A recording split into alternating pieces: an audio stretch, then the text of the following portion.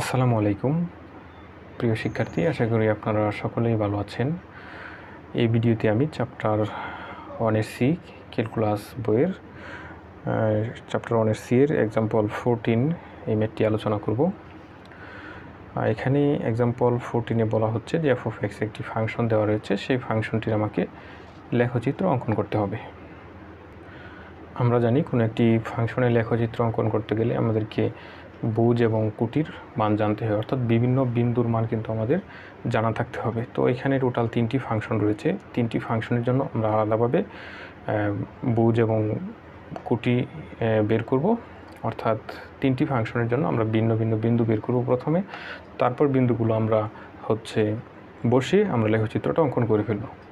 এখানে টোটাল 3টি ফাংশন রয়েছে। 3টি ফাংশনের জন্য আমাদেরকে আলাদাভাবে বিন্দুগুলো বের করতে হবে। বিন্দুগুলো বের করে আমরা যখন গ্রাফ অঙ্কন করব তখন আলাদাভাবে 3টির জন্য 3টি গ্রাফ হবে। তো এখানে বিষয় হচ্ছে এটা যদি f of x = 2 - x এর যদি লেখচিত্র অঙ্কন করতে যাই তাহলে অবশ্যই আমাকে বেশ কয়েকটি বিন্দু আমাদের জানা থাকতে হবে। তো বিন্দুগুলো এখানে আমি বের করে নিয়েছি। y = f of x = 2 - x ধরা হয়েছে। তো x এর ভিন্ন ভিন্ন মান আমি আমার ইচ্ছা অনুযায়ী নিব। তো ওই মানগুলো কি এর চেয়ে বড় হইতে হবে, তার জন্য আমি y এর মান বের করেছি। তাহলে x এর মান যদি 1 নেই তাহলে এখানে যদি বসাই 2 - 1 1 হবে, বাকিগুলো সেম ওয়েতে বের করা হয়েছে। তাহলে আমি এখানে লিখতে পারি y = 2 - x 1,1 প্রান্তবিন্দুবিহীন, কারণ 1 এর চেয়ে বড় হইতে হবে, কিন্তু এখানে 1 নেওয়া হয়েছে।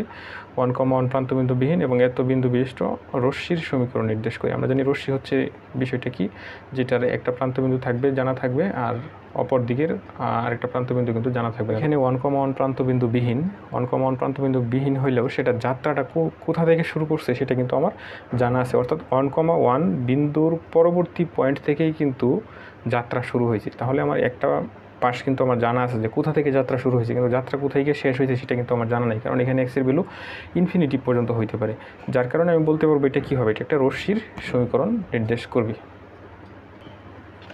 2 নম্বর যে সমীকরণটি রয়েছে সেটি হচ্ছে f of x = x। তাহলে এটাকে আমি এরকমভাবে লিখতে পারি, f of x কে আমরা y ধরতে পারি, y = x আমি লিখে নিলাম। তাহলে এখানেও x এর ভিন্ন ভিন্ন মানের জন্য আমি y এর মান বের করব। এখানে বলা হয়েছে x এর মান কী হবে, x এর মান 0 থেকে বড় হবে, অনপেক্ষা ছোট অথবা সমান হবে। এখানে আমি x এর মান নিব, এখানে y এর মান বের করব। তাহলে 0 নিলাম আর 1 নিলাম। 0 নিলে কত হবে, 0ই হবে y এর মান, 1 নিলে এখানে 1ই হবে। তাহলে এটা আমি কি লিখতে পারি, এটাকে আমি লিখতে পারি যে এটা কী হবে, এটা 0 0 প্রান্তবিন্দুবিহীন এবং 1 1 প্রান্তবিন্দু বিশিষ্ট রেখাংশের সমীকরণ নির্দেশ করে। রেখাংশের ক্ষেত্রে আমরা জানি যদি আমাদের দুটি প্রান্তবিন্দু জানা থাকে তাহলে সেটা কী হবে, অবশ্যই একটি রেখাংশ হবে।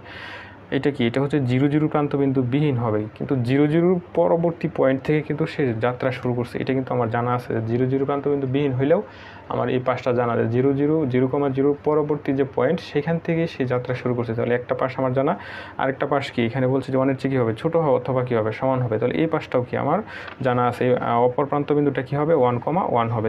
যেহেতু দুটি প্রান্তবিন্দু আমার জানা আছে তাহলে এটা কী হবে, অবশ্যই একটি রেখাংশ হবে। আমি কিন্তু রেখাংশ রশ্মি নিয়ে আমার যে লেকচার 1 রয়েছে এই অধ্যায়ের, সেখানে কিন্তু বিস্তারিত আলোচনা করেছি।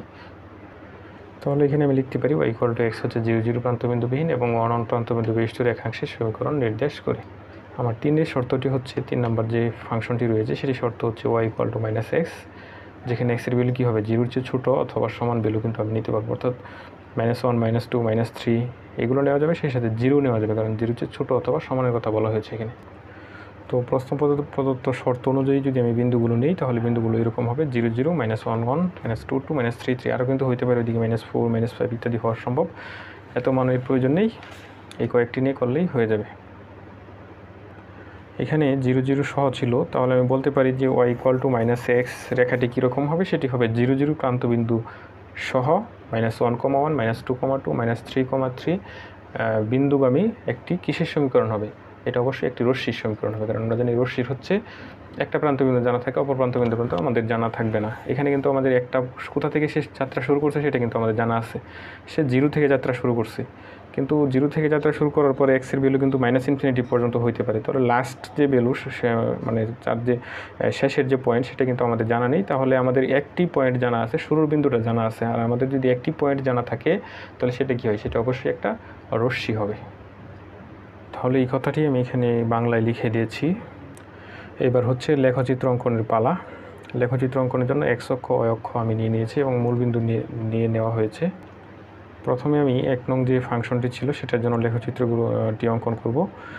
তাহলে এই বিন্দুগুলো অবশ্যই কী করতে হবে, গ্রাফ পেপারে বসাইতে হবে। প্রথম বিন্দু ছিল 1,1 1,1 কোথায় হইতে পারে, এখানে 1 ধরলাম, তাহলে উপরের দিকে এখানে হবে 1,1।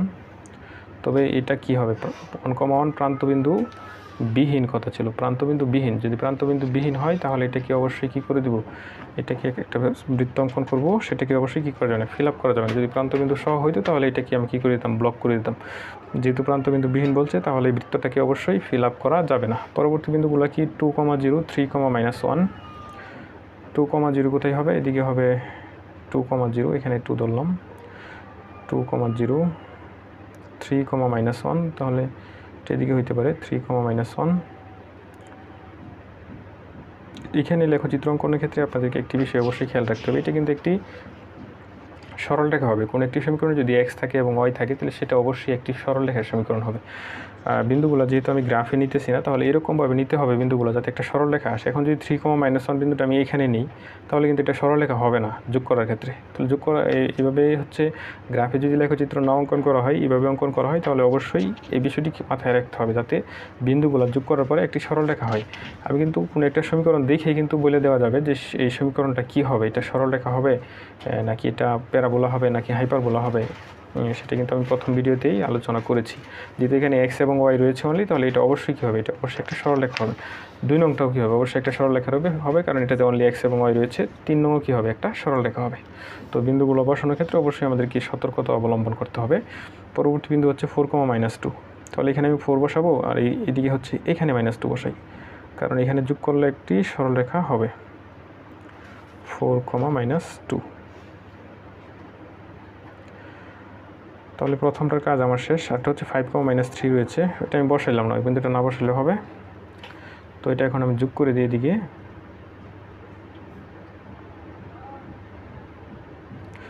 তো এটা হচ্ছে এই বিন্দুটাকে 4, -2 ধরে নিলাম।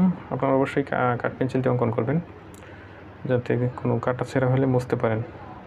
তো এদিকে একটু বর্ধিত করে দিতে হবে কারণ রেখাটা কিন্তু এই পাশে আরও রয়েছে, কারণ এখানে 5 পর্যন্ত না, আরও বিন্দু কিন্তু এখানে রয়েছে, সবগুলো বিন্দু তো আর নেওয়া হয়নি। তাহলে এদিকে কী করে দিতে হবে, রেখাটাকে একটু বর্ধিত করে দিতে হবে।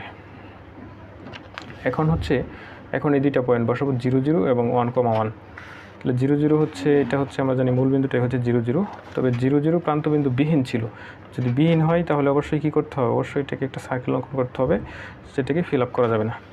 আর বলছে 1, প্রান্তবিন্দু বিশিষ্ট, মানে 1, প্রান্তবিন্দু সহ, যদি সহ হয় তাহলে এখন কী করে দিতে হবে, এটাকে অবশ্যই ব্লক করে দিতে হবে। আগে ব্লক করা ছিল না আগের এই রেখার জন্য, কিন্তু এখন যে রেখাটা অঙ্কন করতেছি সেটার জন্য অবশ্যই কী করে দিতে হবে, অবশ্যই এটাকে ব্লক করে দিতে হবে। তো এটাই হচ্ছে আমার যে 2 নং যে ফাংশনটি ছিল সেটির হচ্ছে লেখচিত্র এটা।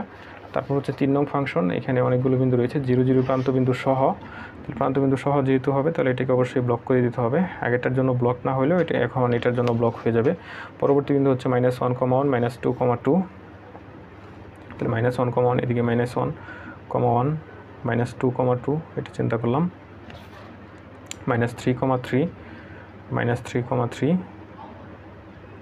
বিন্দু বিশিষ্ট একটি কী হবে, অবশ্যই একটি রেখা হবে, সরল রেখা হবে। বিন্দু বিশিষ্ট একটি এটা হবে রশ্মি হবে, যেহেতু একটা প্রান্তবিন্দু আমার জানা আছে। এদিকে একটু বর্ধিত করে দিতে হবে কারণ সামনে কিন্তু আরও সম্মুখ দিকে রেখাটার আরও অংশ রয়েছে, রশ্মিটার আরও অংশ রয়েছে, সেক্ষেত্রে এটাকে অবশ্যই একটু আমাকে বর্ধিত করে দিতে হবে। বিন্দুগুলো এখানে লিখে দিতে পারি, -1,1, এটা হচ্ছে -2,2, এটা হচ্ছে -3,3। তো এটি হচ্ছে 3টি ফাংশনের সম্মিলিত লেখচিত্র। আশা করি এটি আপনারা খুব ভালোভাবে বুঝতে পেরেছেন। তো সবাই ভালো থাকবেন, সুস্থ থাকবেন, এখানেই শেষ করছি। আল্লাহ হাফেজ।